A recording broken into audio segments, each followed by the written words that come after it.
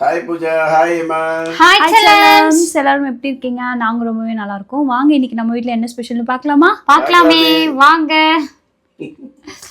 Tiffin பார்த்தீங்கன்னா கருப்பு கவுனி கஞ்சி தான். எல்லாரும் குடிச்சிட்டோம். பூஜா குட்டியோட பங்கு தான். அதுலேயும் கேரட்டு, பீன்ஸு, வெங்காயம், தக்காளி எல்லாம் போட்டு பண்ணியிருந்தேன். அந்த கப்பில் ஊற்றிடுங்க, நான் குடிச்சிடுறேன். அருமையாக இருக்குமா கஞ்சி.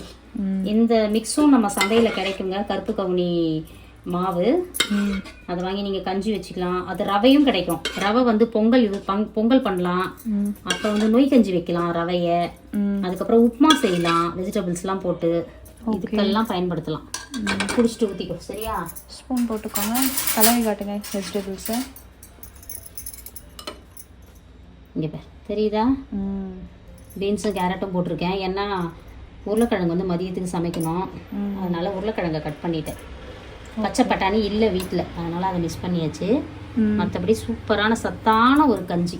இதே மாப்பிள்ளை சம்பா மாவும் இருக்குது, ரவையும் இருக்குது. தேவைப்படுறவங்க ஆர்டர் கொடுங்க. மதியத்துக்கு சுட சுட சோறு. ஓகே, இன்னைக்கு வந்து அம்மா தான் சமைச்சேன். ஸ்பெஷல். ஆமாம். அப்புறம் பார்த்தீங்கன்னா உருளைக்கிழங்கு காரக்குழம்பு. குழம்பெல்லாம் காலையிலே வச்சுட்டேன். குழம்பு கூட்டெல்லாம். சோறு தான் இப்போ வடித்தேன். ஏன்னா அப்பாவுக்கு சாப்பாடு கட்டணும்ல. ஆமாம், அதனால் உருளைக்கிழங்கு சூப்பராக அப்பாவுக்கு பிடிக்கும் காரக்குழம்பு. அப்புறம் பார்த்தீங்கன்னா நல்லா பசும் தயிர் தோஞ்சிருச்சு. காலையில் தான் போட்டேன். வாவ். அப்புறம் முட்டை, அவிச்ச முட்டை. அப்புறம் தண்டு, கீரை தண்டு கூட்டு. அன்றைக்கி ஒரு கீரை கடைஞ்சிட்டு தண்டு எடுத்து ஃப்ரிட்ஜில் வச்சுருந்தோம். அதை இன்றைக்கி சூப்பராக ஆஞ்சி போட்டு ரொம்ப டேஸ்ட்டாக இருக்கும். நீங்கள் கீரை தண்டில் இந்த மாதிரி கடலைப்பருப்பு போட்டு கூட்டு வச்சிங்கன்னா நல்லாயிருக்கும். செஞ்சு பாருங்கள். இதுதான் நம்ம வீட்டு ஸ்பெஷல் இன்னைக்கு. அம்மா வேற லெவலில் சமைச்சிட்டாங்க. விரும்பின மாதிரி சாப்பிட போகிறோம்.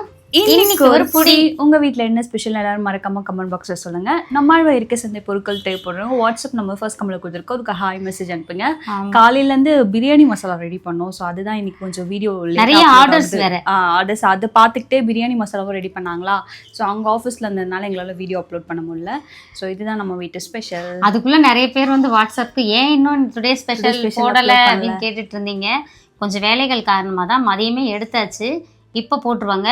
கோயிலுக்கு போனோம், முருகன் கோயிலுக்கு. பார்த்தீங்கன்னா நிறைய சப்ஸ்கிரைபர் தங்கங்கள், அம்மா உங்களை ரொம்ப பிடிக்கும், நாங்களும் குன்றத்தூர் தான் அப்படின்னு சொல்லிட்டு பேசிட்டு இருந்தாங்க.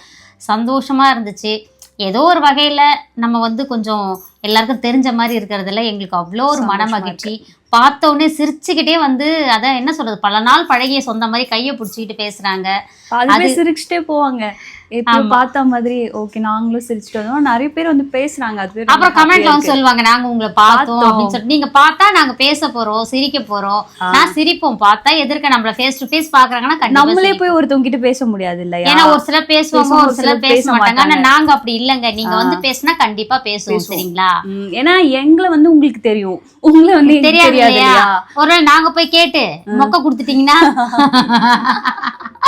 எங்களுக்கு தெரியாது.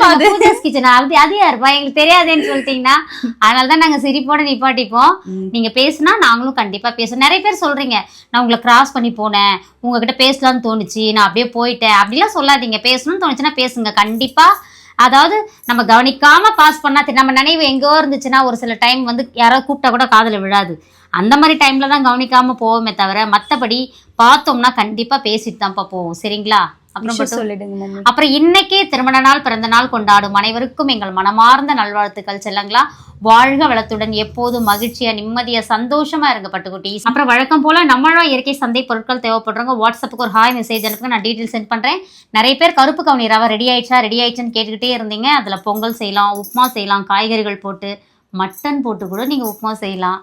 அதாவது வெஜ் பிரியாணி மாதிரி தாளிக்கலாம், என்ன வேணால். அவ்வளோ ருசியாக இருக்கும். அந்த கருப்பு கவுனி அரிசி, நொய், மாவு எல்லாமே நம்ம சந்தையில் கிடைக்கும், சரிங்களா? நேரடியாக வந்து வாங்கணும்னு நினைக்கிறவங்க நம்ம சென்னை குன்றத்தூர் நம்ம நம்மாழ்வா இயற்கை சந்தைக்கு வாங்க, வாங்கிட்டு போகலாம்.